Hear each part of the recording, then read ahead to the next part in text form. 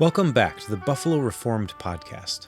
We are a collective of Reformed Christians who meet monthly to discuss theology, culture, politics, and education. I'm your host, Aaron Masters. I'm a pastor at Covenant Reformed Church in Western New York. This podcast exists to connect and encourage like-minded brothers and sisters in Western New York as we work to see this region won for Christ. We encourage our listeners to seek this goal by being devoted to Christ, to their family, to their community, and to their local church. In this episode, we interview Pastor Douglas Wilson. He is the pastor of Christ Church in Moscow, Idaho. He founded the Logos Classical Christian School, New St. Andrews College, and Canon Press. He is a prolific author. He's been featured on CNN, the New York Times, the Wall Street Journal, and the Associated Press. He's debated national commentators and weighed in on some of the most talked about debates in American media. And now, to top it all off, he's joining us at the Buffalo Reformed Podcast. In this episode, recorded live on All Hallows Eve at Covenant Reformed Church, we ask Pastor Wilson, how in the world did you do all of that? We cover complementarianism versus patriarchalism, theonomy, practical Christianity, and even the nature of authority in the home. The conversation ends with what Pastor Wilson believes is the biggest threat coming up for the next generation of Christian dissidents. As always, we hope you enjoyed this episode of the Buffalo Reformed Podcast.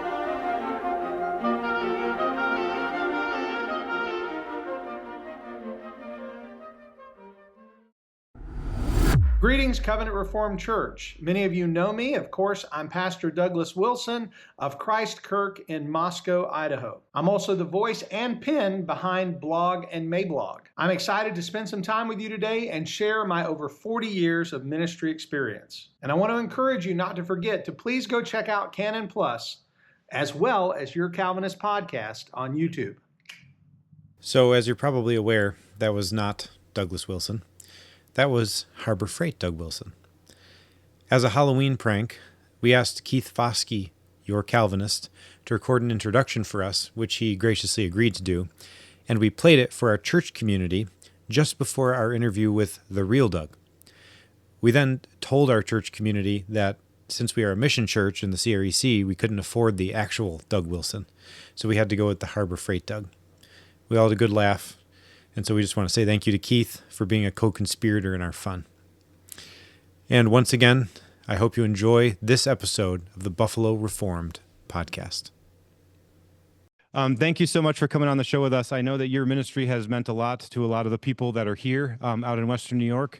We're just a small mission church in the CREC, in the Butzer Presbytery. We have about 30 members, and we're meeting in this space that you see behind us here. And so we're just, again, very thankful for your time. We're here for a conference. The conference this weekend is on altar building. And so really what we wanted to pick your brain about was, how in the world did you do everything that you've done over the last 40 years? We're just getting started in this thing, and we want to be able to learn from you and follow after you. And so that's really what the topic's going to be about today. All right. So the short answer is I don't know. I'm not sure quite how it happened. One thing led to another. But I would say that there were a few basic principles that I think contributed or led to this. And a lot of this is where I'm indebted not only to God, of course, for everything. Everything is grace. But as an instrumental cause, I'm indebted to my father. So my father's the one who moved our family to Moscow. He was a graduate of the Naval Academy and wrote a book in the 60s called Principles of War, and mobility, surprise, concentration, and he applied them to spiritual warfare. So one of the great blessings is that my dad thought and taught in terms of principles, not methods. Okay? Principles, yes. Not methods. So he taught principles of evangelism as opposed to like Campus Crusade used to do. Here's the method, 1, 2, 3, 4. where you just plug and chug a formula. And so he taught principles, not methods. And then another emphasis that we learned from him was, and this is an area where I think many Reformed Christians have allergies, and that was application. There needs to be robust teaching of the Word of God with a conclusion of or emphasis on application. What are we supposed to do as the result of what we've just heard? Okay, rather than just start letting our heads fill up with Bible doctrine, Bible knowledge, no matter how good, there always needs to be a question of, okay, the sermon just gave me an electrical cord, and so I should go through the day looking for a socket. And where do I plug this in? Okay, what can I do? And that necessity, and that what that results in is of necessity activism, right? So when we started Logos School, I started preaching in our church in 1977, and around 1978 or 9, one day Nancy said to me, our oldest daughter was a toddler, and Nancy said, "Doug, I can't see handing her off to somebody we don't know and saying, 'Here she is, educator.'" And I knew nothing about Christian education at the time. And the only thing I knew was that I agreed with that. All right, and so I said in a rash, young husband kind of way, "Don't worry, Nancy, we'll have a Christian school started by the time Becca hits kindergarten." But what that impulse was do. Okay, we have a gap here. We didn't have a Christian school. We had a need. We had a kid who was growing up. Well, do. All right. And God is kind to crazy people. Oh yeah, go ahead. No, go ahead. That's fine. I had in light of that and all the things that you were doing, I've been told, I'm working full time, trying to pastor a church, thinking about starting a business, maybe starting a school or a co-op. And then the question always is, well, do you actually want to be a pastor, or do you actually want to do that business you're doing full time, as if it's impossible to do all those things at the same time? Right. And I'm wondering what your thoughts are on that, as far as not allowing any one of those to take a hit because you're doing so much. Yeah. So my day job, I'm a pastor. That's what I am, right? But I also write. So when people ask me what I do, I would say I'm a pastor and a writer. But I'm also an educator. Started a school and started a college and started a publishing house. But the key word there is started.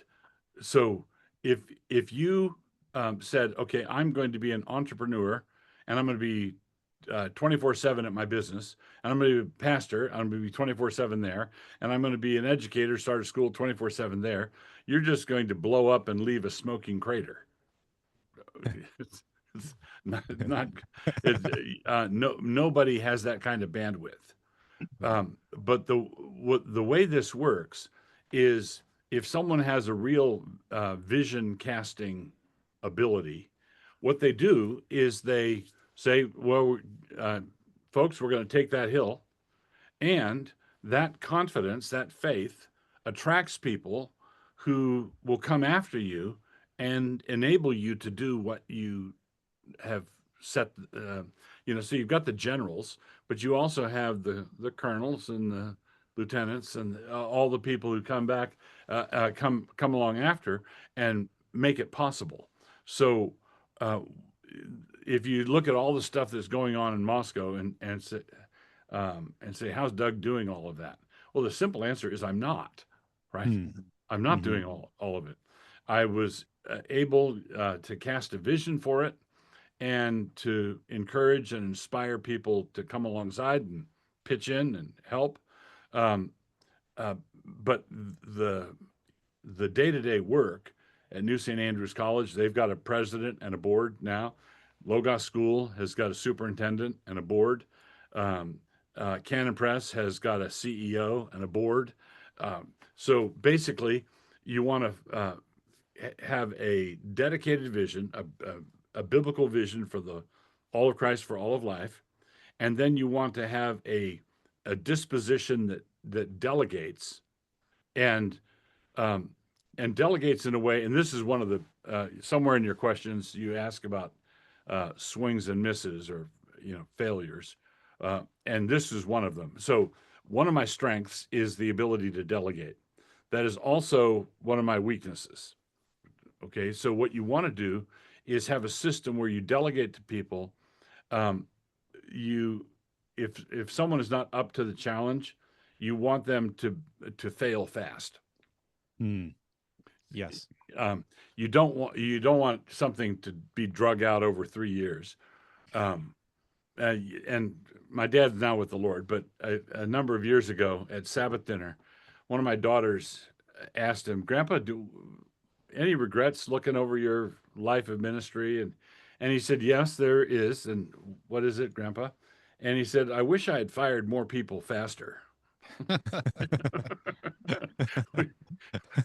Which is an interesting regret looking back over your life. So let's say you've got a Christian school started and you hire some bright young faces to teach. And let's say a month and a half into it, there's trouble in one of the classrooms where some of the parents or the students are thinking, this teacher is not it, or there's something wrong. Well, you really want a board and leaders and stuff to rally around and help that teacher out if it's possible to help them out, because you don't know yet. It might just be the first year jitters. It might be, but there comes a point where right, that this isn't gonna work, and as soon as dragging it out doesn't help. Yeah, and but you're talking about having a succession plan, really for all the things that you're starting pretty soon after you start it. Correct. That is correct. All right, and you want to have built-in protections of the vision. Okay, so for just to illustrate, we do this both at New St. Andrews College and Logos School. We have a system where we have permanent board members, lifetime board members, and we have elected board members. The permanent board members are there to protect the founding vision, and the elected board members are there to keep new ideas and new blood circulating in. So let's say you have five permanent board members. We have 4 permanent board seats. Okay, 5 permanent board members, and those board members rotate through the seats. So every 5th year, a permanent board member takes a sabbatical. So it's a slow churn, but they're there to protect the vision. And then we have elected board members, 4 of them, and they serve a 4-year term. So every year, an elected board member is going off and an elected board member's coming on. And so change is slow and methodical, and the permanent board members outnumber the elected board members, and their job is to protect the vision. That's an example of how we set things up. And New St. Andrews runs on a similar principle, where you have people that you trust who are there to protect the vision, and you hand it off to them and go. But then the second thing you're saying, though, is when you hand it off to the person, you're hoping that if they're not up to the task, then that happens within a very short order, so that you're not wasting time trying you're taking time to kind of keep moving them along. Right. Until you do what you can to help the person. But as soon as you know it's not going to work, delaying it just hurts everybody. Pastor Wilson, my name is Nicholas Wells. I didn't get to meet you at Fight Laugh Feast, but thank you for coming on today. I have a off-script question, if that's okay with you. Yeah, sure. Fine with me. Okay. So, as of late in the news, we've heard a lot about Dearborn, Michigan, these places in, Texas that are having large Muslim populations kind of come and almost take over certain towns and things.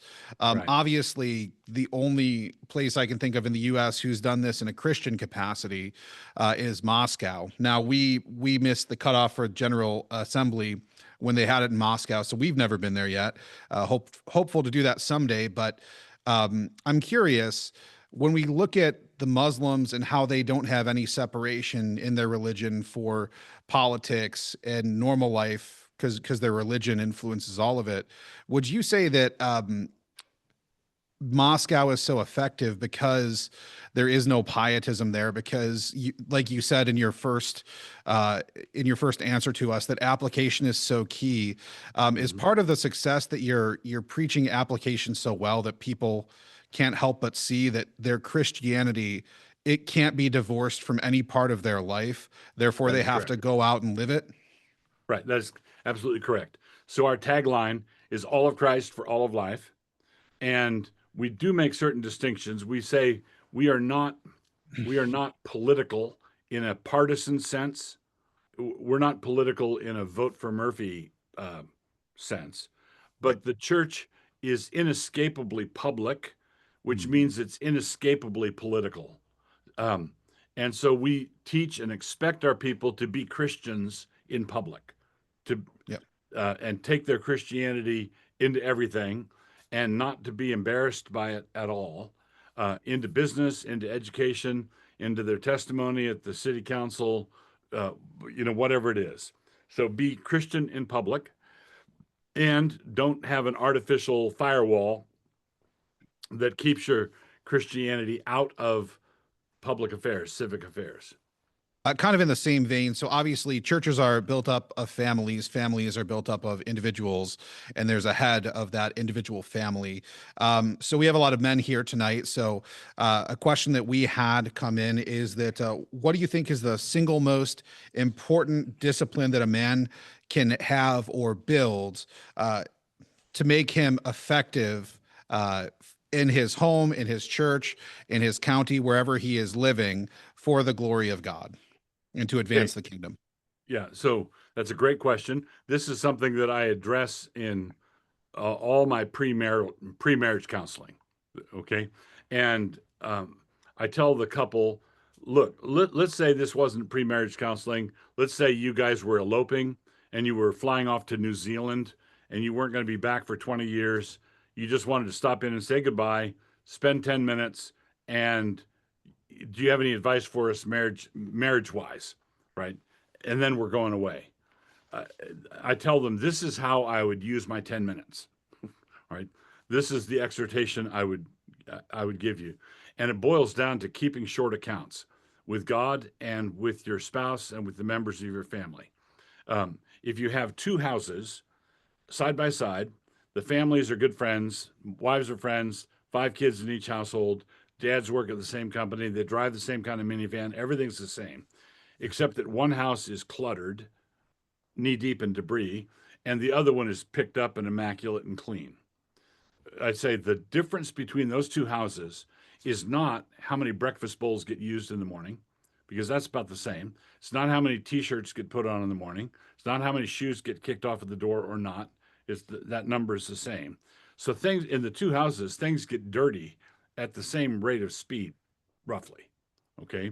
The difference between the houses is in the cluttered one, things don't get picked up right away. They're not addressed right now. You use the breakfast bowl, push it to the middle of the table. 2 days later, someone moves it to the counter. Then it's pushed toward the sink. Then someone puts it on top of the sink. And pretty soon you've got a ministry in the Swiss Alps called debris. So basically what I'm hearing you say, and I like that your father was a principled guy. This is kind of the same principle you gave before, where, you want to fire somebody early who's not a good fit in the job. You want to declutter early. Otherwise it's going to affect all of your other living if you're starting to trip over all this debris. So just to be an effective man, really, it's take care of the immediate needs first. Get rid of the debris, the clutter, the ineffectiveness out of your life. Is that a good way to put it? That's exactly right. Deal with it now. Yeah. All right. As soon as you know, deal with it now. And so, and I tell the couple, in 5 years, your marriage is one of those two houses. Hmm. Okay, your Yep. marriage is either going to be picked up and tidy, where you've not let anything simmer, or you didn't kick the coffee cup under the couch and leave it there. Your marriage is going to be picked up, or it's going to be cluttered and resentments and bitterness and unhappiness. It, and the only way to keep it from getting cluttered is to confess your sins. That's the Hmm. that's the only way to do it. And so I would tell a young couple to make sure when they're when they first get married, to spend time in the Word daily together. Okay, so Nancy and I have our own time in the Word separately, and then we come together and we have separate devotions and then joint devotions. But I would say to a young husband, make sure that the Word of God is central in your family life, and read the Word and pray together with your wife daily. Okay, that's what you need to do. And then the application is, when you sin, own it. When you sin, confess your sin, put it right. Don't let anything accumulate. Don't say, oh, it'll blow over. And this is the hard one, because the one responsible for setting the thermostat in the home this way is the husband. And generally admitting that, to say the words "I was wrong" is harder for the husband than for the wife, because of masculine pride, brittleness. What's she going to think of me? All of that. So the husband has to take the lead in making sure that we're reading the Word, and making sure that we have a commitment to not let anything accumulate or build up between us. And just really quickly, I give 5 rules, house rules, to couples. I say, never split up. If there's a bump between you and you're not in fellowship, never split up. If someone knocks on the door, rings the doorbell when you just had a bump, don't let them in. Nobody comes into your house when you're out of fellowship. Hmm. Yep. Right? You know how mom picks up the living room when someone, the cushions and everything get sort on when she's on her way to the door. Do that spiritually. Don't go into anybody else's house when you're out of fellowship. And people think we were extreme, but back when Nancy and I first adopted this, we adopted, what if you're at the Bible study? What if you're at the party and the bump happens? And of course, if you say something and everybody in the room gasps, then you have to put it right publicly. But if you're the only two that know, then we develop sign language for that came out wrong. I'm sorry, forgive me. And then it had to be returned. And we pick it up now. And if you said, well, why don't you just say you're sorry in the car on the way home? Well, that's because by that point, there'll be 15 things that you have to put right. It's like falling down the stairs. So the principle is always pick it up now. And then the last one is never have sexual relations if you're out of fellowship. And what God gave as a sign of union, communion, turns into a hypocrisy, and it just drives you apart. So, and I tell the couples, if you internalize these principles, you're going to have a good marriage. If you don't, you won't. Now, some bad marriages are full of sparks and noise and clashes, and others are just like a produce cooler. They're just, it's just bleh. But you're not going to have, if you don't do this, you're not going to have a good marriage. And if you practice this and make it part of the culture of your home, then you're going to have a good marriage, and it becomes part of the culture of your relationship with your children as well. They learn how to confess their sins because they have seen you model it. And in the vein of this, of speaking of the family, as we kind of move to that section, we had a question come in. He says, my wife is a homemaker and is homeschooling our kids. They're age 7, 5, and 3. She's doing a great job, but how do I, as a father, best get involved in my kids' education? I work full-time as a farm AG mechanic. I'm starting a mobile repair business with my brother, and I'm already feeling very busy, but I don't want to miss out on helping shape our kids. Right? So number one, the best thing you can do is talk to your wife about what she's doing. Okay. Instead of saying item number one would not be dad step in to teach a class. without knowing what's going on already. Right? And oftentimes you find that what your wife needs is not so much an extra hand teaching a unit as she needs the encouragement of knowing that her husband cares about what's going on. Hmm. Right? Yes. So no matter how busy he is, if he's got starting another business, the kids are in bed, he can say, honey, before we go to bed, let's 2 times a week, let's have a talk about how homeschooling's going. You tell me how it's going, give me a report on what are the challenges and that sort of thing. And that'll lead to the next thing. Most of the time, this will just be a great encouragement to her to keep doing what she needs to be doing, but it also might identify, and almost certainly will identify, things that he could naturally pick up or help with. Right. Yeah, because as he's in tune with it, he can kind of see where those needs are, and then just meet them as Right. he identifies them. Yes. So basically, don't go straight to time with the kids, Dad. Go straight to time with your wife.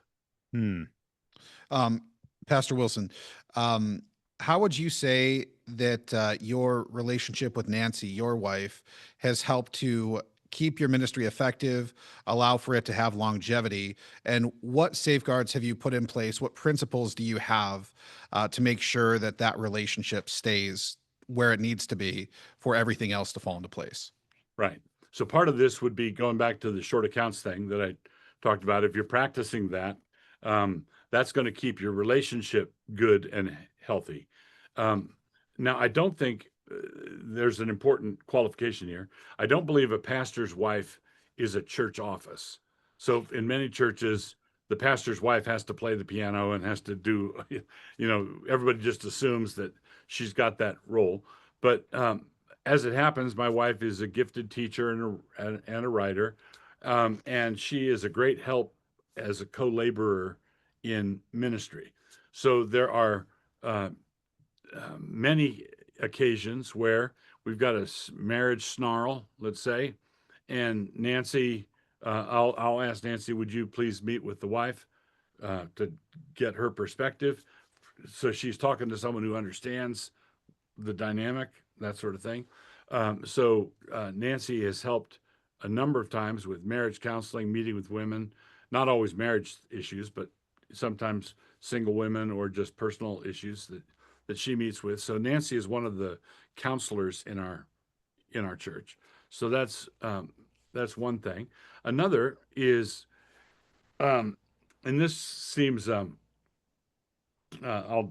this might go without saying in your circles, I don't know, but I inherited from my dad the Billy Graham rule.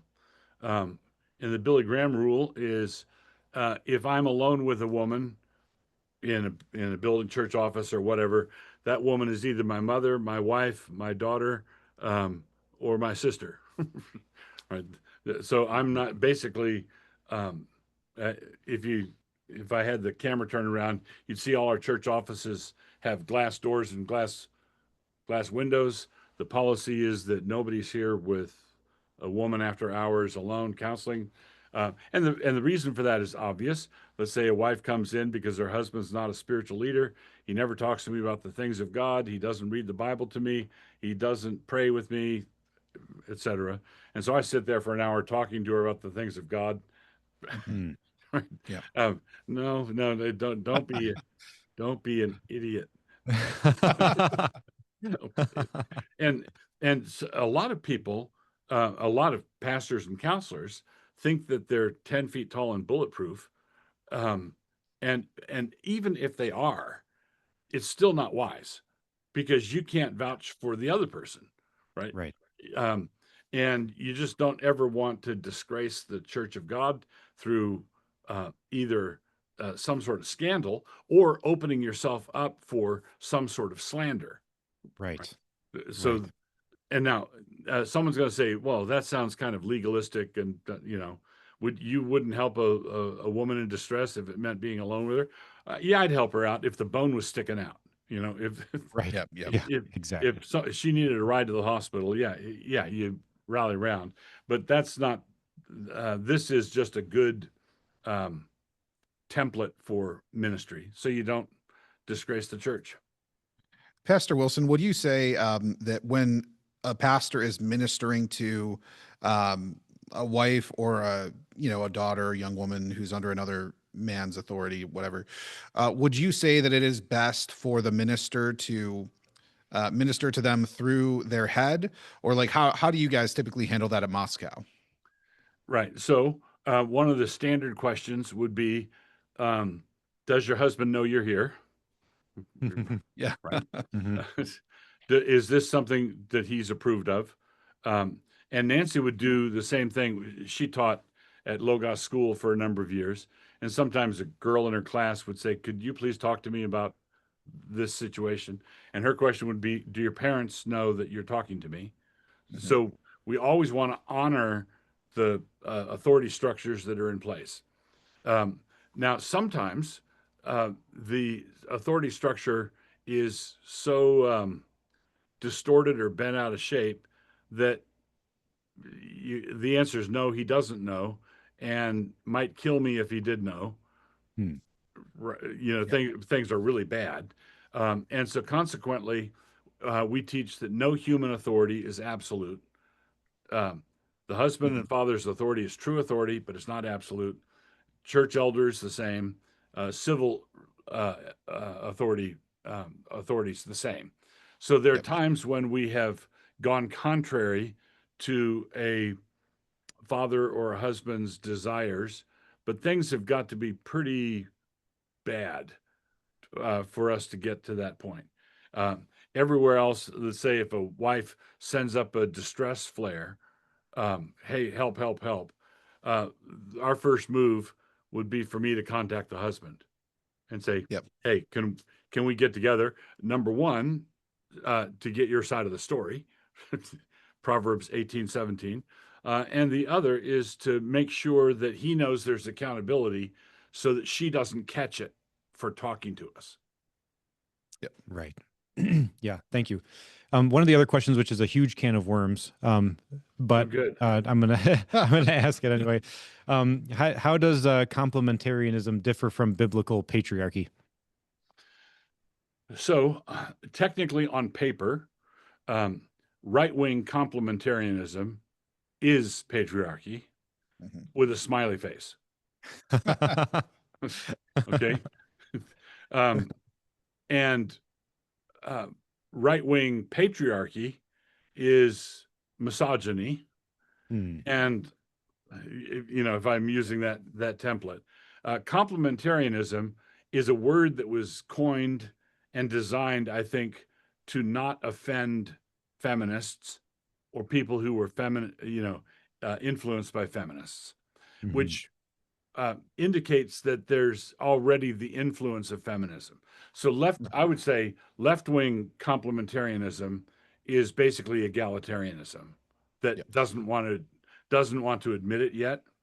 And right-wing complementarianism is patriarchy that is embarrassed by it and wants a little better PR. So I would just call myself a biblical patriarchy advocate.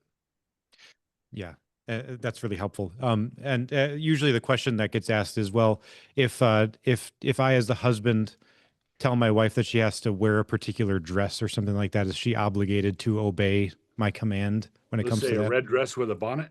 Right. Exactly. Exactly. Yeah, I like that post today, by the way.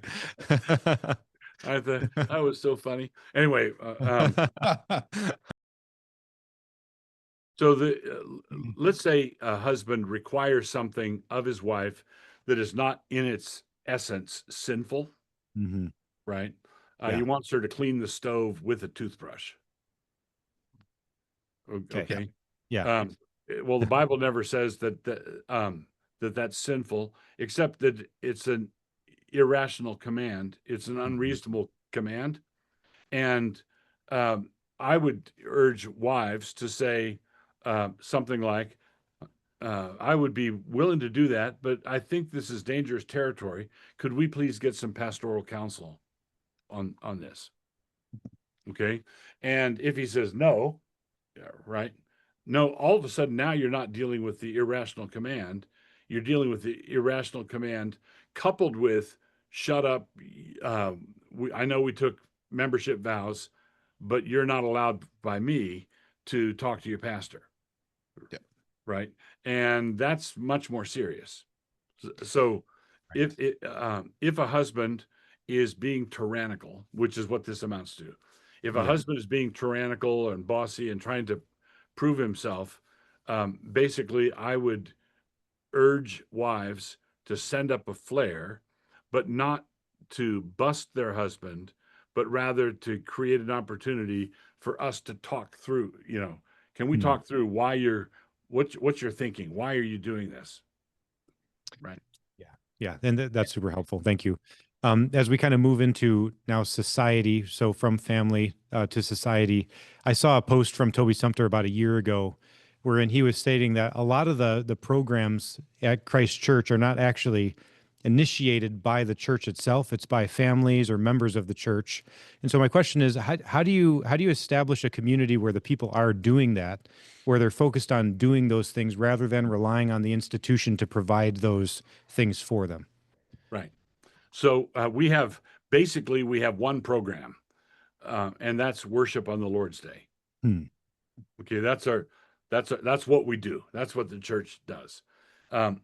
And we have worship 52 Sundays out of the year, and then we have a Good Friday service and a Christmas Eve service. So we have 54 worship services in the course of the year. And then we have between 5 and 8 psalm sings, which are, so the worship services are what the church does together. The psalm Mhm. sings are just opportunities for people who want to sing. They can come and join us, and there's no obligation to come. So the only obligatory thing that we have is Sunday morning worship. Mhm. And if you put hot food on the table on the Lord's Day, and the people are fed and nourished by that, and you have a climate of, okay, here's some ideas for application. You don't feel like you're binding their conscience or being legalistic if you teach on the importance of Christian education, for example, Mhm. right? Let's say Yeah. you have a sermon series on Christian education. Well, the church doesn't have Christian education on that doesn't all fit Sunday morning. You're talking about the rest of the week. So you're Yeah. teaching on the importance of things that somebody has to go do. Hmm. Yes. Right. Yes. Right. And if the sermon is effective and people are persuaded and the church is growing, somebody is going to do it. And so then next question would be, just say the church is doing this and things are flourishing, and now we're so flourishing that we're kind of in the civil realm, and an opportunity comes for us to make decisions about law in society. One of the questions we got from the congregants was, how should the Old Testament laws, particularly the ones that would require death if they were if they were broken, how should we think about those being applied in the civil realm today, and what really should our goals be with that? Right.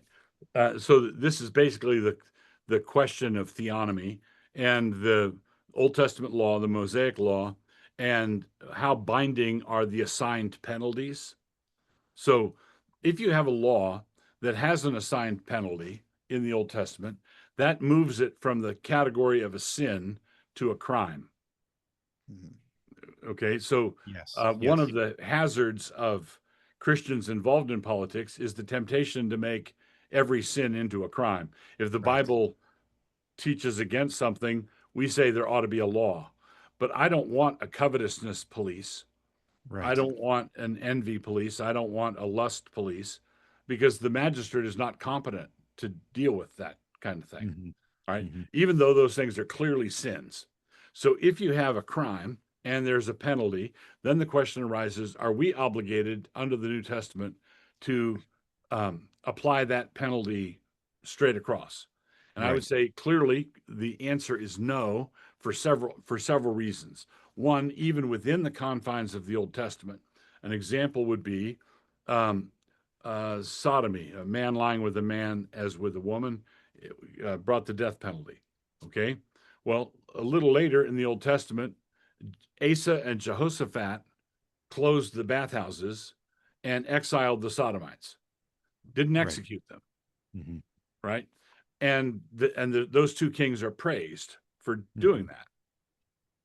Okay, so I take the capital punishment as a maximum penalty, not as a minimum penalty. So I'm not going to apologize for those penalties in the Old Testament. So let's say Uganda or somewhere, let's say some African country tried and convicted someone for a homosexual act, and they got a fair trial, and they executed him, and the news came over to us. I would not want to say that an injustice was done to that person. Right. Okay. That was not unjust. But that leads to the next thing. What am I proposing here? And what in 2 Corinthians 10, it says our weapons are not carnal, but rather they're mighty for pulling down strongholds. And then couple that with Romans 4:13, where it says basically the promise that Abraham would inherit the world was not through law, but through the righteousness of faith. Amen. So Abraham is going to come, and his seed are going to come to inherit the world through the preaching of the gospel, through the planting of churches, that is, our weapons that are not carnal. Now, after the society has been Christianized, after you have a Christian republic, you're going to have laws, and you're going to have to figure out what to do with this guy who was caught having sex with an animal, right? You know, there's something like that. Oh, what do we do? Those are the fringe cases, but you don't get there by any other means than preaching the gospel. So you don't advance the cause of Christ by saying there ought to be a law here, and this is what the penalty should be. At the same time, you don't apologize for what the Old Testament penalties were. Another one about society. This has to do with medicine. This was a question we got. The writer was concerned about the medicalization of the soul. How can faithful pastors and churches promote Christian reform in the medical field, perhaps even replacing secular psychiatry with trained, biblically grounded pastoral care to counter the falsehood of biological causes for sin and moral decay? Right. One of the things you want to be looking for as you're building out your community is you want to be looking for opportunities to attract the services of Christian medical doctors. Okay? Because if you just do your thing and it's church on Sunday, you're going to find after 5 years that your parishioners are going to different non-Christian medical doctors. Oh, you're a little bit depressed. Here's a pill. I'm going to prescribe this. And you really want to have Christian medical doctors in your community who have a shared worldview together with you. Okay? And that shared worldview excludes the medicalization of sin. At the same time, I would describe myself as not a purist. So there are cases out there where I believe there is some sort of medical condition that contributes to the disruption, but that's not. I want to work together with medical doctors who don't diagnose this as a syndrome where all they're going off of is the behavior. Right. I want them to be able to show me the X-ray of the brain that says this bullet lodged here is why they're acting this way. Right. Okay. I'm with you. Yes, exactly. And so then having some Christians in the medical community within the church community would be helpful for that end. This is a pretty dry area when it comes to that kind of thing. Western New York, there is Christian Medical and Dental Association. Many of the medical providers they're more like kind of what your book Empires of Dirt got me out of, which was Jesus is just another one on the shelf in our secular society, pluralistic.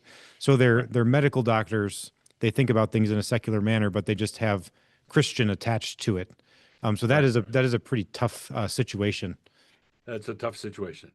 Yes. And when you get to the point, when you grow to the point where you're able to recruit, um, uh, you you survey your congregation, you know, and sometimes we have a medical doctor in our congregation who left the hospital here because they began doing tranny surgeries, Yeah. Yeah. and then he went to a subscription service where Mhm. everybody pays a monthly subscription, and you go in to see the doctor, and for a cough or whatever, it's no cost, right? And Yeah. he's built a flourishing business here, and the insurance world and the medical world are so messed up that Yes. that might be a good way to attract a Christian medical doctor who doesn't want to mess with the corrupt system, and Yes. you have an entrepreneur who helps put that together, and then Christians are attracted to it, and then you have as a plus or a bonus the fact that the doctor shares your worldview.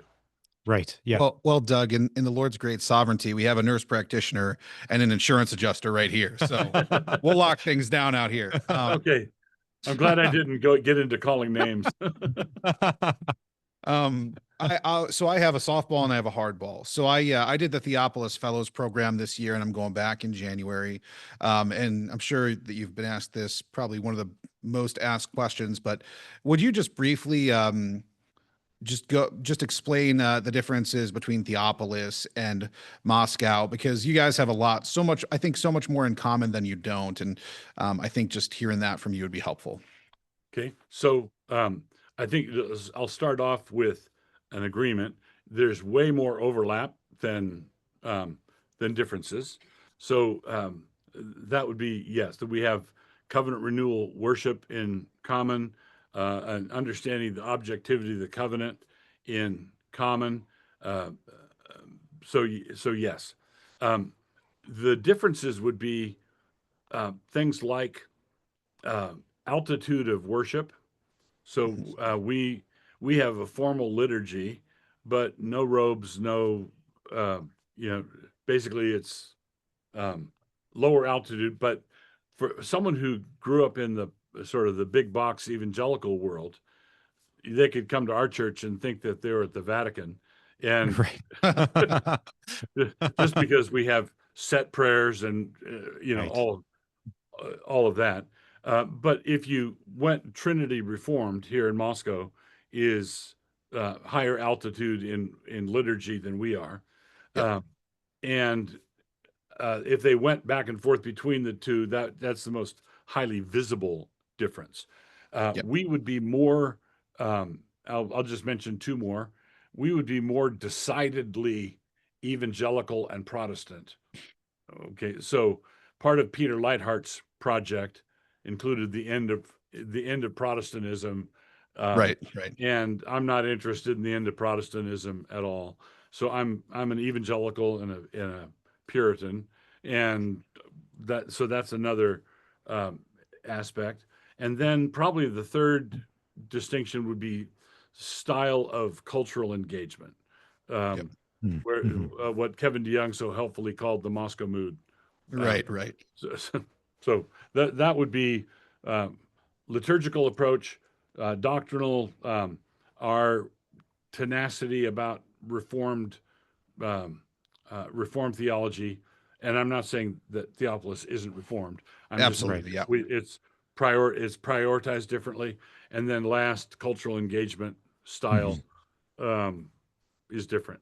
Yeah, that was not like a I'm gonna get Doug question. No, I totally get it. And the thing that I love about Theopolis and Moscow is that everything flows out from the worship. Like it's worship centric. And even Right. if it's expressed differently, it's coming from the same ethos, I guess you could say. Last year we had a decisive political victory. We have Hegseth in office. This all is great. But kind of on the heels of that, we also saw, at least in my time in Christendom, the biggest reform divide that I've ever seen, which is so unfortunate on the heels of that political win. And over the last year, we've seen so much backbiting, so much nipping, at what should be our own household. And if we're a house divided, we're going to fall in this. What would you say is the biblical approach that we should have as Protestants toward the other Protestants who may be behaving badly? Like, how do we try to win them to our side? Do we just continue to love them from a distance? Like, how do we restore that unity? Because I think Christendom the kingdom is advancing either way, but if we were unified, we could be so much more effective. There is so there's Moscow and Ogden. There is Kevin DeYoung and the PCA and the CREC. Yep. So, and I could probably list a few others for you. The first thing is to distinguish between fellowship and leadership. Okay, is this a fight over fellowship or leadership? So if Ligon Duncan, or if Kevin DeYoung, or if Brian Sauvé or Eric Kahn came to worship with us, we would welcome them, serve them the Lord's Supper, right hand of fellowship. So we'd have no problem receiving them, worshiping together with them, and we wouldn't give them the stink eye at all. So that would be the fellowship issue. But that's different than, let's say there's someone that you just let go from your Christian school, going back to my fire them quick advice. They might feel awkward about coming to church the following Sunday, but for you, it's not a fellowship issue at all, right? It was a craft competence issue. Did you know how to teach math? Right. So, and for me, the Ogden guys, I don't think they're orcs at all. But I think that they've made some quarterbacking blunders. Okay. So I don't want to put them on the field to throw the football because there's too many interceptions. That would be where the conflict is for me.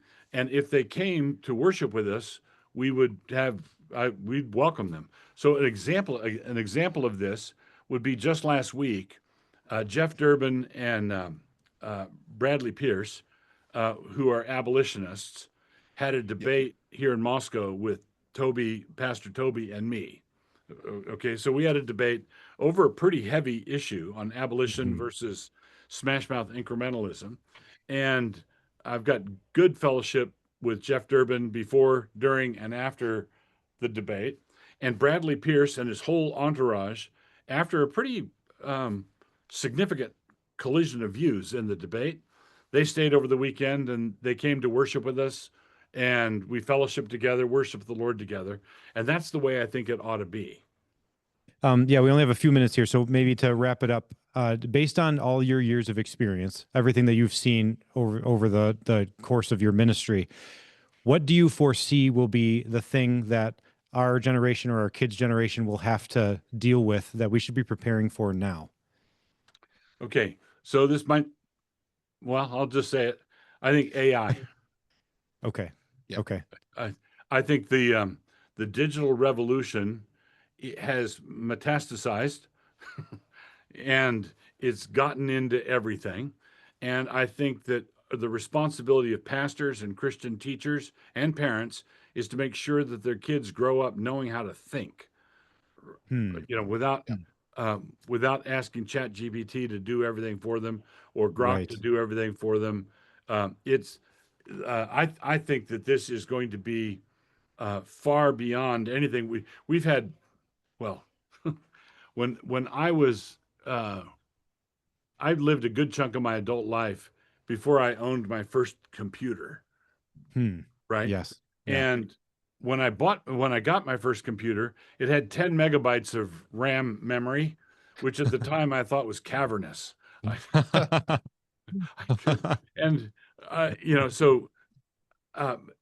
then everything has been changing so rapidly and so fast. And now everything's streaming. Now digital devices, everybody's wired. Pretty soon, people, and there are bad guys at the top of this whole thing that want to get your refrigerator and your toaster into the singularity. And I just see a lot of bad stuff coming in terms of laziness, incompetence, Yeah. the anodyne of pornography, ready-made pornography, just everything. And so, for example, one of the things that we're looking at at New St. Andrews is for final exams, going back to blue books, right? Handwriting and you could have assignments on computer for different times in the semester, but then the test, is this really you? Is just you and a pencil and a blue book. I think we have to be savage on this issue, and I'm not a Luddite. I think there are responsible uses of AI. I'm not a Luddite, but I think that the single biggest challenge over the next 20, 30 years is going to be electronics, the digital world. Well, one of the actually the most effective book of yours for me personally was Productivity, and you talk about a lot of that in there, about how do you think about we have 10,000 servants and they're basically all out on the veranda smoking cigarettes, which was very helpful for me. How are we using our tools? So lastly, 2 questions. What encouragement would you be willing to leave us with here as we are trying to labor in the fields in Western New York, the gates of Mordor from our perspective? And then also, where can people follow you and support your work? Okay, I'll do the second question first. My blog is Blog and Mablog. The address is dougwills.com. And if you go to that blog and open up the front page, there's a portal to pretty much everything I'm involved in on the front page. Logos School, New St. Andrews, Canon Press. You can get to pretty much everywhere from the front page of my blog. And that's dougwills.com. As far as encouragement goes, I would say, quoting the minor prophet, not to despise the day of small beginnings. Jesus says the kingdom of God is like a mustard seed, teeny tiny mustard seed, and it goes in the ground and it multiplies, it grows to a great plant, great bush tree. The yeast goes in the loaf and it gradually permeates the whole. The crop is planted, it multiplies 30, 60, and 100-fold. So looking back over our ministry here, it's hard for me to, I know that if someone just moved to Moscow 6 months ago, they look at Logos School and New St. Andrews and the church building. They look at it like it's General Motors. Like there's this big thing. But I was there when we planted this little dinky seed. And I remember it's just a handful of guys. It's just the guys. And one of my favorite quotes is, he's an unbeliever, but H.L. Mencken defines self-respect as that deep assured feeling that no one as of yet is suspicious. Right. People look at all these things and these are just the blessings of God, and they think that we did all this, but it was the grace of God. And Amen. The grace of God is unfolded over time. So the historian Christopher Dawson said the Christian church lives in the light of eternity and can afford to be patient. Amen. Amen. So that's what I would say. We appreciate that. Thank you so much for your time. I know you got to get going here, but we really appreciate it. Yeah. Thank you, Pastor Wilson. Thank you, and God bless you all.